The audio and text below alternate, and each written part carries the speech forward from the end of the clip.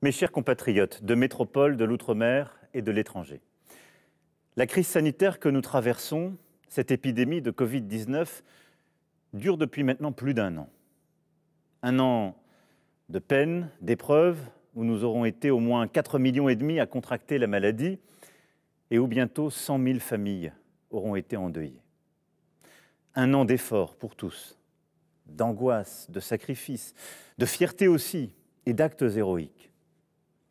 Un an où, ensemble, nous avons résisté et appris, où nous avons tenu. Je vous l'avais dit dès le début, nous allions vivre avec le virus, et c'est bien cela. Alors si ce soir, je m'adresse à vous avec autant d'humilité que de détermination, c'est pour vous dire que nous allons tenir encore, essayer de faire le point sur l'épidémie, les prochaines étapes, essayer de vous dire que si nous restons unis, solidaires, si nous savons durant les prochaines semaines nous organiser, alors nous verrons le bout du tunnel et nous nous retrouverons. Si je m'adresse à vous ce soir, c'est pour appeler à la mobilisation de chacun pour ce mois d'avril où beaucoup se joue. Où en sommes-nous aujourd'hui ? Après un confinement dur, lors de la première vague au printemps 2020, puis ce qu'on a appelé un confinement adapté lors de la seconde vague à l'automne dernier, nous avons opté depuis le début de cette année 2021 pour une réponse qui visait à freiner l'épidémie sans nous confiner. 3 principes n'ont cessé de nous guider. D'abord, la sécurité. Vous protéger, ne jamais transiger sur la santé des Françaises et des Français, permettre à chacun d'être soigné dans les meilleures conditions. Ensuite, le deuxième principe, c'est l'équilibre, c'est-à-dire prendre en compte les conséquences aussi des restrictions sur nos enfants et leur éducation, sur l'économie, la société, la santé mentale, notamment des plus jeunes, veiller à ne pas pénaliser les territoires où le virus circule moins ou peu. Et puis le troisième principe, c'est la responsabilité, c'est-à-dire faire confiance. Préférer aux contraintes pour tous le civisme de chacun pour avoir les bons comportements face au virus, limiter ses contacts, se faire tester aux premiers symptômes et s'isoler lorsqu'on est positif. Sécurité, équilibre, responsabilité, ce sont ces 3 principes qui nous ont conduits, fin janvier, à privilégier le renforcement de cette stratégie tester, alerter, protéger, le couvre-feu, la fermeture de certains établissements sur le reconfinement général du pays. Nous avons tous consenti des efforts importants. Et le virus a continué de circuler. Il circule encore aujourd'hui fortement. Mais là où beaucoup de nos voisins ont décidé de confiner il y a maintenant 4 mois, nos voisins allemands par exemple, là où nos amis italiens en sont à leur 4e confinement, nous avons aussi, par ces choix collectifs que nous avons faits, gagné des jours précieux de liberté, des semaines d'apprentissage pour nos enfants.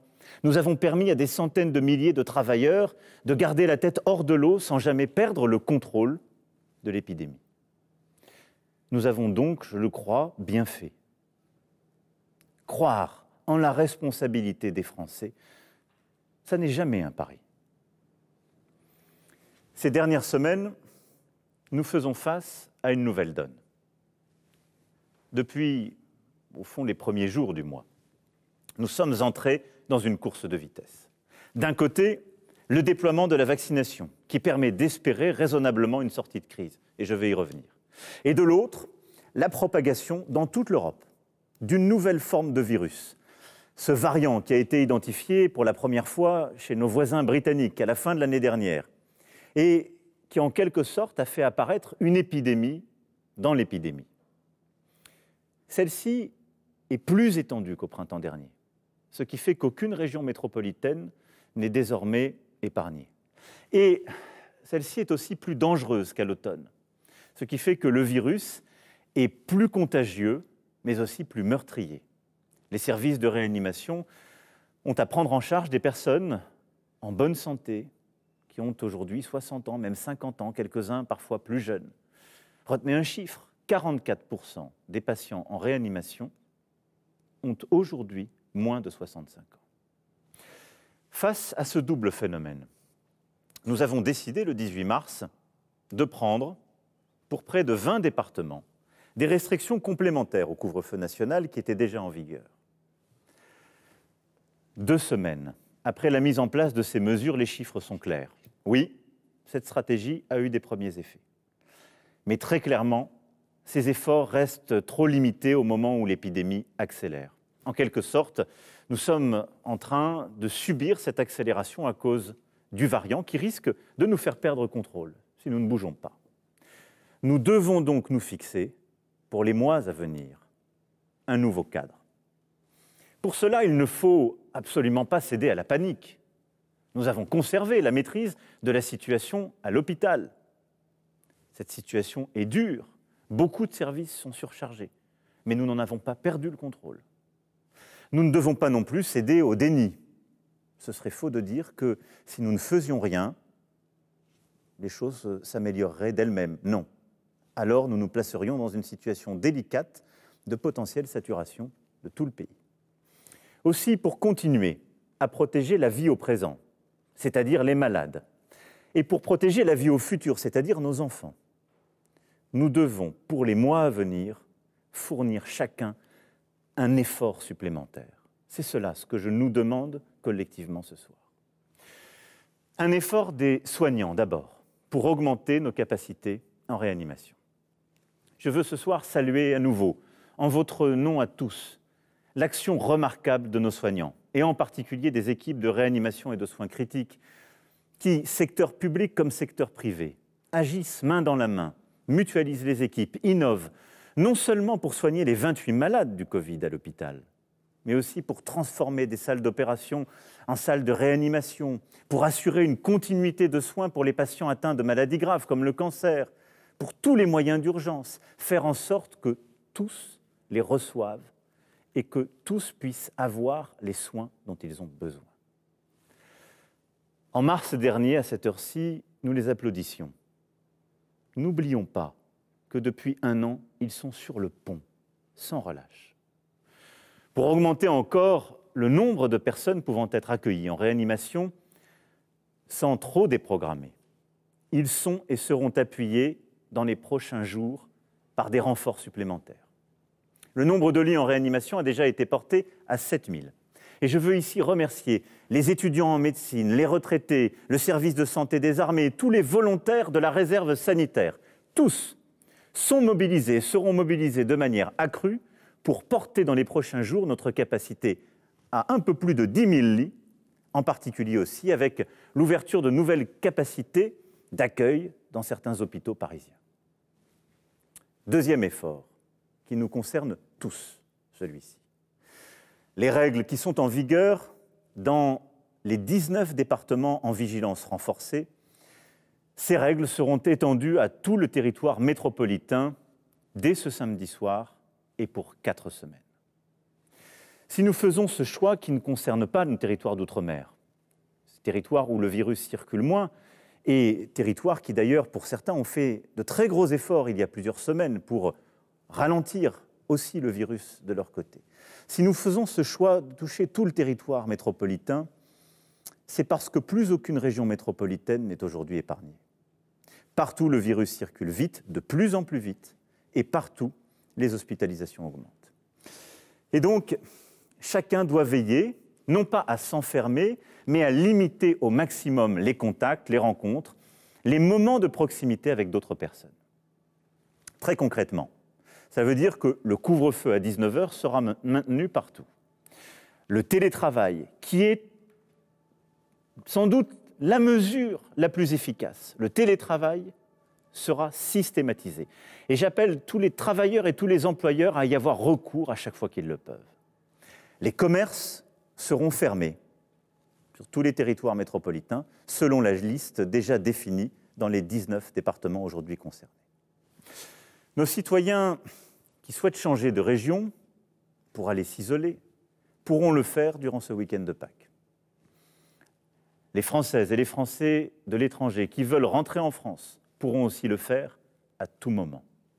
Et nous ferons tout pour faciliter les trajets et le quotidien de nos concitoyens travailleurs transfrontaliers.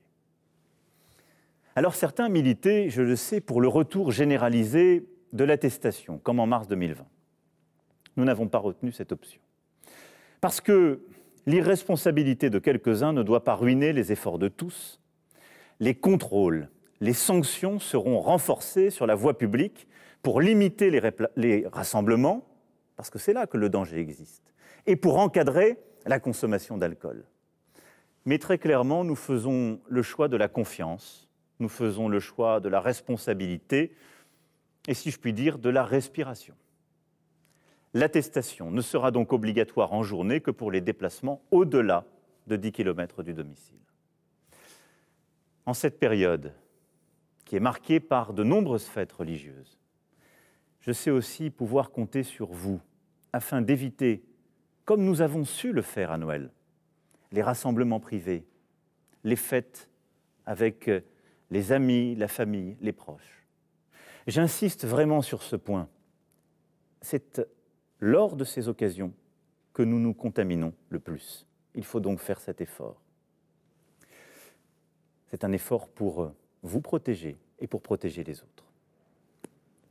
S'agissant des écoles, et c'est en quelque sorte le troisième effort que nous allons faire dans les semaines qui viennent, s'agissant des écoles, nous devons tous être conscients de nos devoirs vis-à-vis de notre jeunesse. Nous pouvons nous féliciter, dans notre pays, d'avoir réouvert parmi les premiers nos écoles au printemps dernier, le 11 mai, rappelez-vous, et de les avoir maintenues ouvertes depuis septembre 2020. Nous faisons partie des rares pays qui ont fait ce choix, alors même que nous avons été très frappés par l'épidémie. Nous l'avons fait en conscience, parce que nous croyons dans cet investissement dans les jeunes enfants et les adolescents qu'est l'éducation, parce que c'est le combat du siècle qui s'ouvre, car nos enfants ont besoin d'apprendre, d'être ensemble.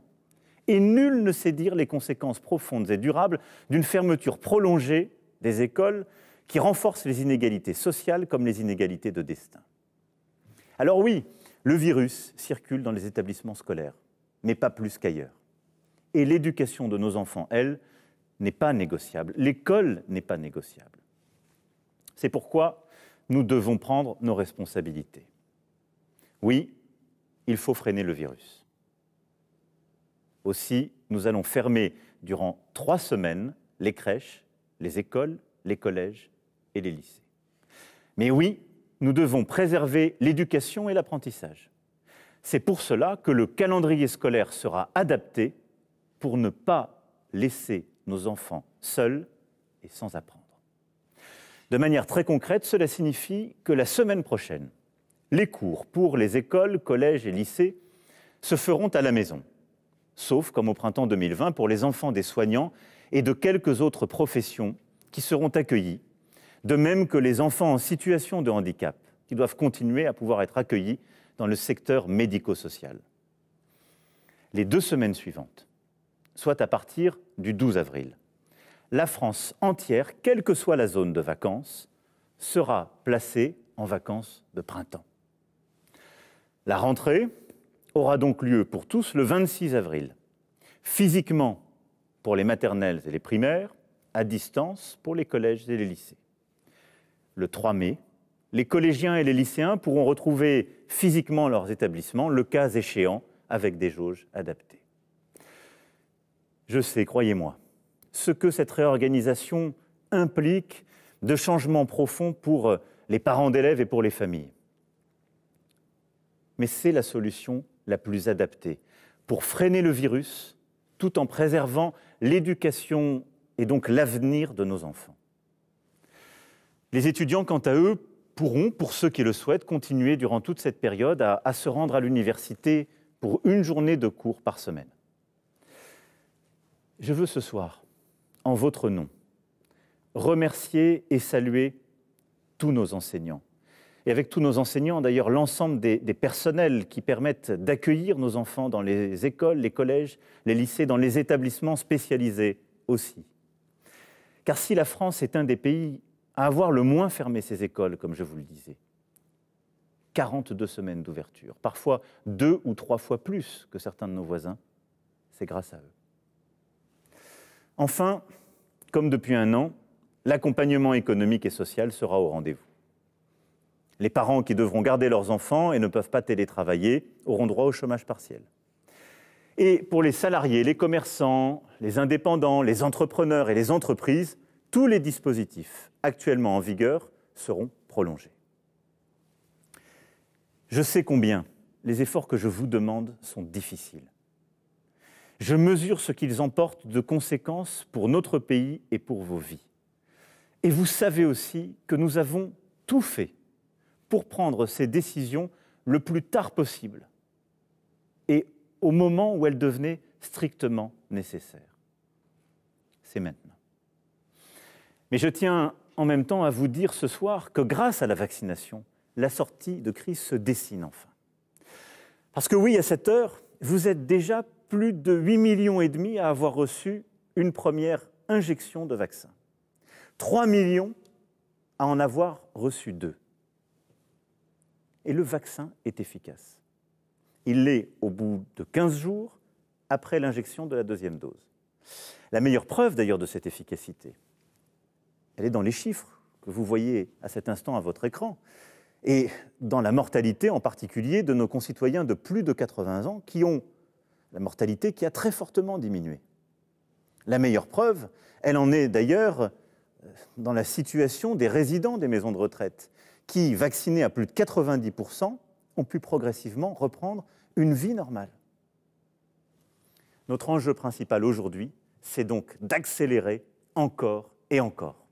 Cette mobilisation, c'est celle, évidemment, du gouvernement, de nous tous et de tous les soignants, là encore, avec une stratégie claire. D'abord, continuer à avoir de plus en plus de doses en accélérant nos achats et surtout en produisant en France et en Europe.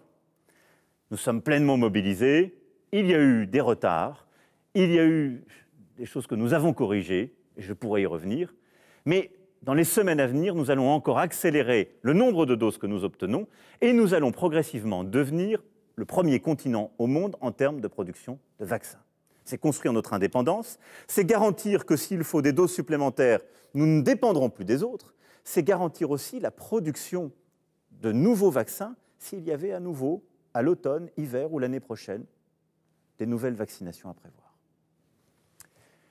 Ensuite, c'est vacciner le plus vite possible tous ceux qui en ont le plus besoin, c'est-à-dire les plus âgés, les plus fragiles, ceux qui ont le plus de risques de développer des formes graves. Et j'assume totalement cette priorité, cet ordre que nous avons donné parce que c'est la garantie de notre efficacité. C'est ainsi que nous pourrons soulager plus rapidement l'hôpital, c'est ainsi que nous sauverons des vies. À partir de là, nous mettons tous les moyens pour vacciner, vacciner, vacciner, sans répit, sans jours fériés, le samedi et le dimanche comme la semaine. Pour les vaccins Pfizer et Moderna, qui nécessitent des conditions de conservation spécifiques, il y a 1700 centres de vaccination qui ont ouvert, notamment grâce à l'engagement exemplaire de nos maires que je veux ici remercier une fois encore. Pour les vaccins AstraZeneca et demain Johnson & Johnson, tous les médecins généralistes, pharmaciens, infirmiers et infirmières sont mobilisés. Au total, 250 000 professionnels, médecins, pharmaciens, sapeurs-pompiers, infirmiers, vétérinaires, sont aujourd'hui prêts à contribuer à ce grand effort national. Si vous avez plus de 55 ans et êtes atteint par exemple de diabète, d'hypertension ou de surpoids, vous pouvez aujourd'hui prendre rendez-vous auprès de votre médecin, votre infirmier, votre pharmacien, qui vous vaccinera directement avec le vaccin AstraZeneca. Cela a commencé depuis la semaine dernière et nous allons accélérer à mesure que les doses seront livrées. Les 1700 centres ouverts sont à disposition pour eux vacciner avec les vaccins Pfizer et Moderna et aujourd'hui vacciner donc tous nos concitoyens qui ont plus de 70 ans. Les vaccinations sont en cours et elles accélèrent partout. Je sais que beaucoup de nos aînés ont essayé de prendre rendez-vous pour se faire vacciner ces dernières semaines. Trop souvent sans succès, et j'en suis profondément désolé. Ce n'est pas acceptable. C'est pourquoi j'ai demandé à l'assurance maladie de mobiliser des équipes pour y remédier. depuis quelques jours. Si vous avez plus de 75 ans, vous avez peut-être déjà reçu des appels, car l'ensemble des plus de 75 ans qui n'ont pas réussi à obtenir un rendez-vous seront appelés par nos services pour pouvoir le leur fixer. Et en parallèle, un numéro spécial sera mis à disposition pour prendre un rendez-vous. À partir du 16 avril, les premiers rendez-vous seront accordés aux personnes qui ont entre 60 et 70 ans. À partir du 15 mai, les premiers rendez-vous seront ouverts pour nos concitoyens qui ont entre 50 et 60 ans. Et à partir de la mi-juin, les rendez-vous seront ouverts à l'ensemble des Françaises et des Français de moins de 50 ans. Une stratégie de vaccination spécifique sera par ailleurs prévue pour toutes les professions les plus exposées, en particulier nos enseignants que j'évoquais tout à l'heure, mais aussi nos forces de l'ordre et plusieurs autres. Nous tiendrons l'objectif que je nous ai fixé, à savoir que d'ici à la fin de l'été, tous les Français de plus de 18 ans qui le souhaitent pourront être vaccinés. Parce que c'est la clé pour renouer avec la vie, la clé pour rouvrir notre pays. Mes chers compatriotes, les efforts d'avril d'une part et le déploiement de la vaccination d'autre part, c'est cette tenaille qui va nous permettre de contenir progressivement ce nouveau virus. Cette tenaille qui va nous permettre, à partir de la mi-mai, de commencer à rouvrir progressivement le pays, à retrouver cette culture qui nous a tant manqué, à retrouver les lieux de rencontre, les commerces, à retrouver cet art de vivre à la française que sont les restaurants, les cafés que nous aimons tant. Je reviendrai vers vous prochainement pour préciser un agenda de réouverture et pour que chacun puisse aussi se projeter avec plus de visibilité dans les mois qui viennent. Dès la mi-mai, nous recommencerons à ouvrir avec des règles strictes certains lieux de culture. Nous autoriserons sous condition l'ouverture de terrasses et nous allons bâtir entre la mi-mai et le début de l'été un calendrier de réouverture progressive pour la culture, le sport, le loisir, l'événementiel, nos cafés et restaurants. Mais d'ici là, je sais pouvoir compter sur vous. Mes chers compatriotes, je sais qu'il y a beaucoup de lassitude, de fatigue. Je sais qu'il y a aussi parfois de l'énervement, de l'emportement, et c'est bien normal. Je sais qu'à chaque étape de cette épidémie, nous pourrions nous dire que nous aurions pu faire mieux et que nous avons commis des erreurs. Tout cela est vrai. Mais je sais une chose, nous avons tenu, nous avons appris et nous nous sommes à chaque fois améliorés. Alors oui, aujourd'hui, pour le mois qui vient, il nous faut nous mobiliser. Nous mobiliser pour nos aînés et les plus fragiles, et nous mobiliser pour nos enfants, pour les protéger et leur permettre de continuer à apprendre et leur préparer le pays, le continent, le monde auquel ils ont droit. Nous mobiliser parce que le succès de ce mois d'avril et de cette stratégie dépend de chacun d'entre nous, de notre esprit de responsabilité. C'est ainsi que nous pourrons rebâtir ce chemin d'espoir, celui qui nous permettra de retrouver progressivement une vie normale, celui qui nous permettra aussi de tirer ensemble toutes les leçons de cette épreuve. Mais nous tiendrons, unis et déterminés. Vive la République et vive la France!